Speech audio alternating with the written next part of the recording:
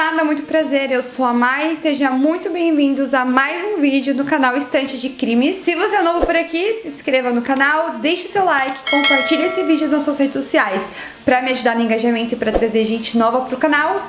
Espero que vocês gostem do caso de hoje.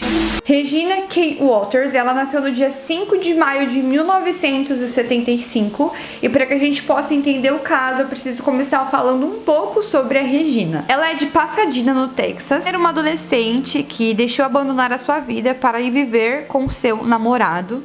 Quando ela era criança, ela foi expulsa de casa junto com os seus irmãos e ela cresceu em serviços de proteção à criança, o mais conhecido como lares adotivos. E o seu namorado, Jones, experimentou alguns problemas com a lei e quando tinha 18 anos, começou a namorar com a Regina. Na época, a Regina tinha 14 anos e o seu namorado tinha 18 quando eles decidiram ir viver juntos. E o seu plano de vida era pegar a estrada através de caronas e chegar até o Novo México e começar as suas vidas por lá nesse estado. Regina, ela era muito bonita, ela chamava muita atenção e por mais que ela tinha 14 anos, ela podia facilmente falar que ela era bem mais velha. Tanto porque se uma polícia ou se alguém pegasse uma garota de 14 anos andando sozinha pela rua, lógico que isso ia dar problema. Então sempre quando ela ia pedir carona na estrada junto com o seu namorado, ela se passava por ser mais velha. Na estrada, a Regina e o seu namorado, eles foram socorridos por um senhor que parecia ser totalmente gentil e amigável. E ele viu que o casal estava pedindo carona e ele parou. Ele falou que ele costumava sempre dar carona para as pessoas, que na parte de trás do seu caminhão era um espaço bem confortável que eles iriam poder descansar. Ele iria levar esse casal tranquilamente para o Novo México,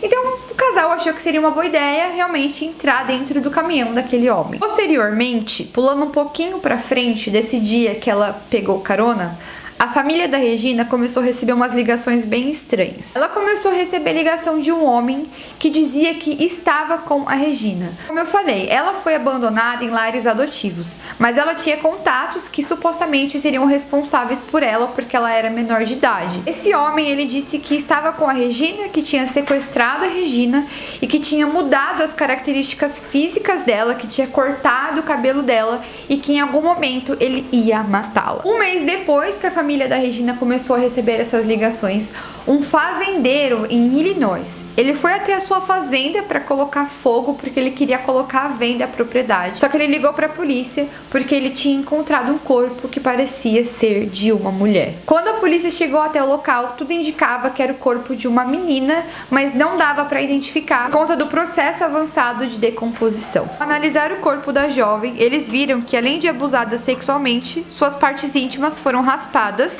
o que era muito curioso, porque 2 meses antes a polícia investigava um casal que estava desaparecido e quando encontraram o corpo apenas da garota, ela estava com as mesmas características de abuso. A polícia assimilou então que a mesma pessoa que cometeu o assassinato no primeiro corpo encontrado poderia ter sido o mesmo daquela jovem que não tinha sido identificada. Um mês depois de encontrarem o corpo dessa garota, ou seja, 3 meses depois de quando a Regina pediu carona, encontraram na beira da estrada, num matagal, um corpo que parecia ser de um garoto que também estava em processo avançado de decomposição. Não era possível identificar quem era aquele homem. No 1º de abril de 1990, o oficial de polícia que se chamava Mike Miller, ele estava numa rodovia sentido Arizona, quando ele viu um caminhão estacionado na beira da estrada que estava com os piscas-alertas ligados. Ele achou aquilo muito estranho e ele parou para ver se aquele homem precisava de ajuda. Quando ele desceu da viatura e foi fazer uma patrulha ali em volta, o que ele viu, na verdade, foi algo bem assustador.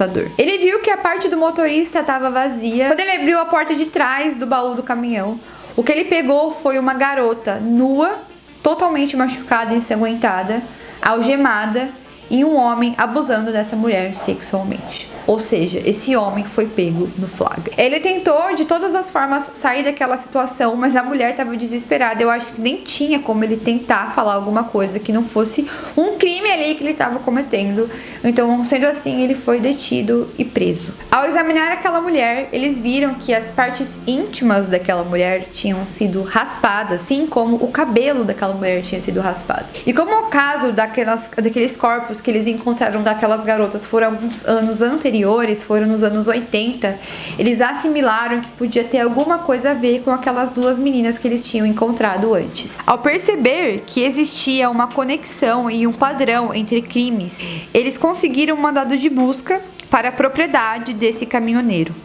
Foi então que a polícia encontrou fotos de uma adolescente nua, que mais tarde foi identificada como a Regina Walters, cujo corpo foi encontrado em março nos anos 80.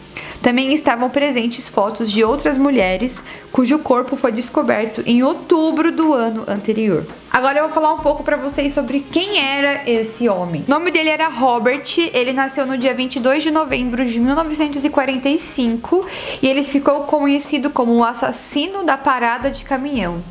Ele é um assassino em série americano, torturador e estuprador. Em 1975 a 1990, acredita que ele deve ter torturado, estuprado e matado ao menos 50 mulheres, embora tenha somente 3 vítimas que foram confirmadas. É mais conhecido por tirar uma foto da sua última vítima, conhecida como a Regina Walters, momento antes de matá-la em um celeiro abandonado em Illinois. Nos primeiros anos de sua vida, ele foi criado sozinho pela sua mãe, porque o seu pai ele era um fuzileiro naval, então na maioria do tempo ele não estava em casa, ele estava viajando em missões ou viagens a trabalho. Em 1964, ele se formou e ele também se juntou com o corpo de fuzileiros navais, e naquele mesmo ano, o seu pai foi preso por molestar uma menina de 12 anos e posteriormente tirou sua própria vida. Em 1966, ele foi dispensado desonrosamente das Forças Armadas. Um ano depois, ele foi preso novamente por roubo. E depois da sua dispensa, ele se casou 3 vezes, tendo um filho com sua primeira esposa, e depois ele se tornou motorista de caminhão. O que ele fez, na verdade, no baú do seu caminhão, ele converteu o baú do seu caminhão como um quarto de tortura. O caminhão dele foi ser investigado, tinha todas as coisas possíveis para que ele torturasse mulheres. Todos os tipos de objetos sexuais possíveis, inclusive um dos corpos que eles encontraram objetos sexuais dentro das vítimas. Então, tipo assim, todas as coisas mais horríveis que você pode imaginar, ele tinha feito ali dentro. Tinha até jaula ali dentro. Então, basicamente, ele torturou muitas mulheres ali. Estima-se que ele torturou em média mais de 50 mulheres dentro daquele baú daquele caminhão. Em 1989, um ano antes dele ter sido encontrado, ele teve uma mulher que conseguiu escapar das mãos dele, mas ela ficou com muito medo de denunciar ele para a polícia, e quando ela descobriu que ele tinha sido preso e pego, ela foi lá e deu sua declaração e falou que ele tentou estuprar ela e matar ela, mas que ela conseguiu fugir das mãos dele, que na época ela só tinha ficado com medo de toda aquela situação. As primeiras vítimas confirmadas foi o casal Candice Walsh e seu marido Douglas, e em janeiro de 1980 foi o casal que eu havia falado anteriormente no início do vídeo, ou seja, eram 2 casais que ele tinha matado antes de eu chegar no caso da Regina. Basicamente, o padrão desse serial killer era na estrada, ele tinha um alvo que eram casais, então ele se mostrava como uma pessoa extremamente generosa e ele dava carona para aquele casal. Ele matava os homens e jogava o corpo na estrada ou em precipícios, em qualquer lugar que ele achava que era conivente, ele desovava um corpo ali e ficava com a mulher para ele torturar até a mulher não aguentar mais e ele matar essa mulher e ele também jogar em um lugar qualquer. Mas depois deles encontrarem o corpo da Regina, alguns adolescentes do subúrbio do Texas, eles desapareceram e acreditam-se que esses adolescentes também foram vítimas desse assassino. Com as fotos que foram encontradas na casa dele e da Regina, não foi só uma, mas foram várias fotos. De acordo com as imagens e com os hematomas, com o crescimento do cabelo, com tudo aquilo que eles analisaram, ela ficou com ele mais de um mês mantida em cativeiro, sendo torturada e estuprada até que ele viesse a matar ela. Já o corpo do namorado da Regina, ele só foi identificado como quem era de verdade em 2008. Então, todo esse tempo, aquele corpo que encontraram um mês depois de encontrarem o corpo da Regina ficou sem identificação, ninguém sabia quem era. Em 2008, com mais tecnologias, a polícia conseguiu identificar que era o namorado da Regina, que foi vítima também desse assassino. Em 1994, Robert foi condenado pelo assassinato em primeiro grau de Regina Kay e sentenciado à prisão perpétua sem possibilidade de liberdade condicional. Ele foi extraditado para Utah em 2005 para ser julgado pelas mortes de Candice e das outras pessoas que seriam suas vítimas. No entanto, por pedido das famílias das vítimas, as acusações foram retiradas em 2006 e ele foi devolvido à prisão.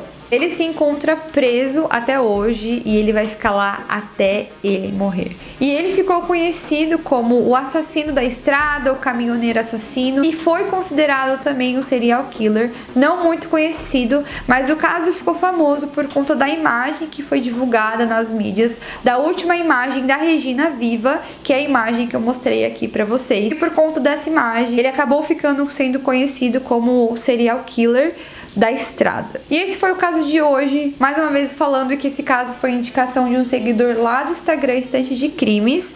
O link do Instagram está aqui na descrição do vídeo. Se você tiver indicação de algum caso, deixe aqui pra mim nos comentários para que eu possa trazer aqui pro canal.